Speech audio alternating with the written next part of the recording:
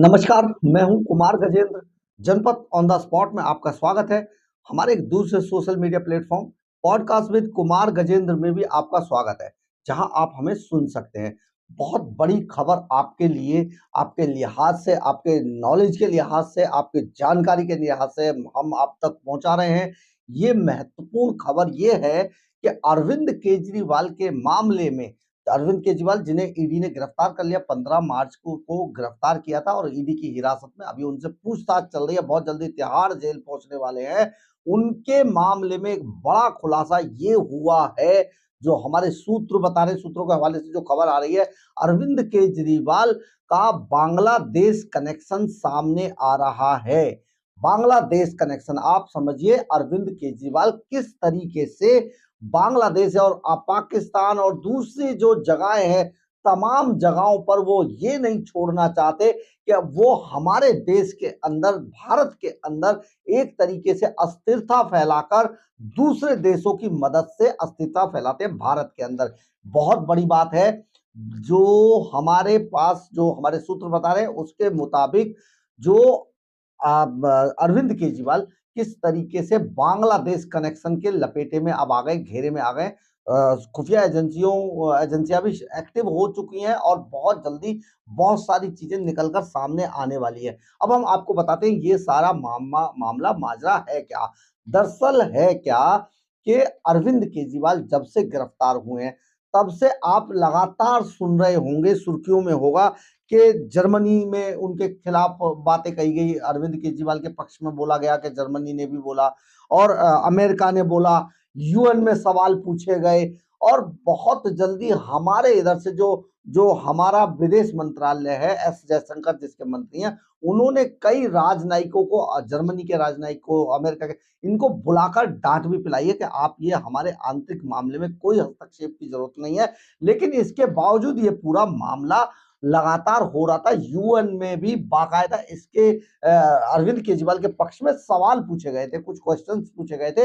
ये भी मामला गर्माता जा रहा था। अब आखिर ये आदमी कौन था, कहां से आता है ये आदमी, जो भारत में अरविंद केजरीवाल की गिरफ्तारी पर हो हल्ला मचा रहा था पूरी दुनिया के अंदर, दूसरे देशों में जाकर। हम आपको बताते हैं, जो बांग्लादेश है उसके अंदर जो भारत विरोधी एक सबसे कट्टर पार्टी है, जो मोदी का विरोध करती है, भारत का विरोध करती है, हिंदुओं का विरोध करती है, उस पार्टी का नाम है Bangladesh nationalist party. Bangladesh nationalist party यानी कि बीएनपी। ये जो बीएनपी पार्टी है, इसका एक बड़ा नेता है, उसका भाई है मुस्तकीन फजल अंसारी। जी हाँ, मुस्तकीन फजल अंसारी ये बीएनपी के एक बड़े नेता का भाई है और अपने आप को जर्नलिस्ट बताता है। और ये कई संगठनों से जुड़ा हुआ है जो भारत विरोधी या तो काम करते हैं और दूसरे तरीके की ये जो पत्रकारिता, जो विदेशों से फंडिंग के आधार पर ये पत्रकारिता करते हैं। ये एक संगठन है जेडीएन, जर्नलिस्ट डेवलपमेंट नेटवर्क जिसका नाम है। दूसरा है राइट टू फ्रीडम, जो कि अमेरिका की जो सीआईए है उससे फंडिंग होती है और इसका एक अमेरिकी राजनयिक इसका जो सर्वा है इस संस्था का।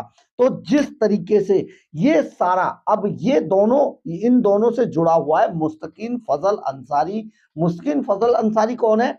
जो बांग्लादेश की बांग्लादेश नेशनलिस्ट पार्टी बीएनपी, उसके नेता का भाई है ये। और इसका काम है इस तरीके से जो भारत विरोधी एजेंडे को आगे चलाना और भारत के अंदर जो देश विरोधी ताकतें उनको एक्टिव रखना, यानी कि उनके बारे में उनसे लिखवाना और उनको एक्टिव रखना।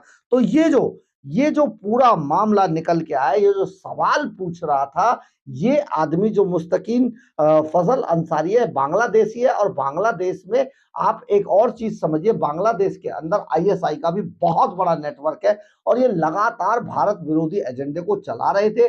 और अरविंद केजरीवाल की गिरफ्तारी के बाद लगातार विदेशों में जाकर इस पर सवाल पूछ रहे थे।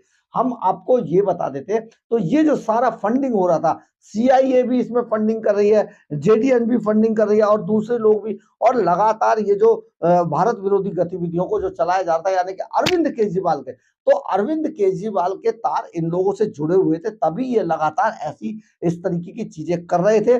और जो हम आपको ये भी बताते हैं, मुस्तकीम जो फजल अंसारी है, उसके तार राहुल गांधी से भी जुड़े हुए हैं। राहुल गांधी के साथ भी उनकी तस्वीरें हैं बाकायदा। और राहुल गांधी जब चार्टर लेक्चर के लिए विदेशों में जाते तो वहां पर भी बाकायदा इनसे सवाल जवाब जो करने वाले ये प्री प्लान जो जर्नलिस्ट सो कॉल्ड है, यही इनसे सवाल पूछते हैं, जिनमें सोरोस, जॉय सोरोस है और वहां का स्टेट डिपार्टमेंट भी शामिल है। ये सारी चीजें जिस तरीके से सामने आई हैं, सचमुच बहुत चौंकाने वाली बात है। हालांकि ये अभी इस पर जो हमारी सीक्रेट सर्विसेज है, जो हमारी खुफिया एजेंसियां, वो इस पर जांच कर रही हैं, सारा मामला है क्या, किस तरीके से सामने आ रहा है। लेकिन अरविंद केजरीवाल के मामले पर बांग्लादेशी कनेक्शन निकलकर सामने आ गया है। यानी कि जो हो हल्ला, देखिए ये एक पूरी प्लानिंग थी कि अगर अरविंद केजरीवाल को यहां पर गिरफ्तार किया जाता है इस भ्रष्टाचार के उसमें, तो अरविंद केजरीवाल के लिए पूरी दुनिया के अंदर एक कैंपेन चलाया जाए। और कैंपेन कौन चला रहे थे? जो भारत विरोधी लोग थे, भारत विरोधी जो पार्टियां थी, जो देश के अंदर हर हाल में अस्थिरता पैदा करना चाहती हैं। और अरविंद केजरीवाल जैसी जो ताकतें, जो जो सचमुच जो हमारी जो सरकारें हैं जो काम कर रही हैं, उनको हमेशा हिलाते रहते हैं ऐसे नेताओं की जो समर्थन करने वाले जो लोग हैं। आप देखिए इनके तार कहां तक जुड़े हुए हैं, ताकि ये किसी भी तरीके से दूसरे देशों में एक ऐसा माहौल बना सके कि देखिए भारत के अंदर कितनी अस्थिरता है, कि वहां पर चुनी हुई सरकार के जो मुख्यमंत्री था उसको गिरफ्तार कर लिया जाता है। लेकिन आप ये समझिए कि भ्रष्टाचार या कोई भी अपराध, कितना भी अगर किसी भी तरीके का अपराध कोई भी नेता करता है, तो ये हमारा संविधान इस तरीके से बनाया गया है कि यहाँ पर किसी को भी आम और खास नहीं दिखाया गया। जो संविधान की, जो कानून की जो देवी है, उनकी आंखों पर पट्टी इसीलिए बांधी गई है कि किसी भी तरीके से कोई भेदभाव कानून के मामले में ना किया जाए, और वो सबको एक नजर से देखा जाए, एक ही तरीके से। जब न्याय करने की बात आए तो सबको एक तरीके से ही तोला जाना चाहिए। तो ये जो कानून का मतलब है। लेकिन जो जो इस तरीके के जो केजरीवाल जैसे लोग हैं, वो चाहते हैं, वो आम आदमी बनकर आए थे और अब खास का दर्जा हासिल करके लग्जरियस लाइफ चाहते हैं हर मामले में।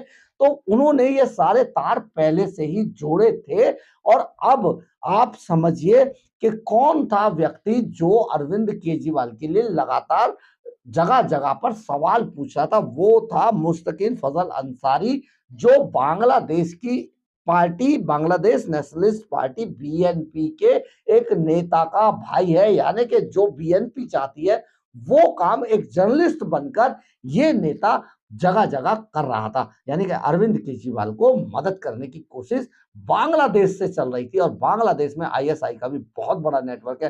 जरा देखिए किस तरीके के कनेक्शन है। अभी बहुत सारी चीजें आनी बाकी हैं, अगर आती हैं तो हम आप तक जरूर सबसे पहले पहुंचाएंगे।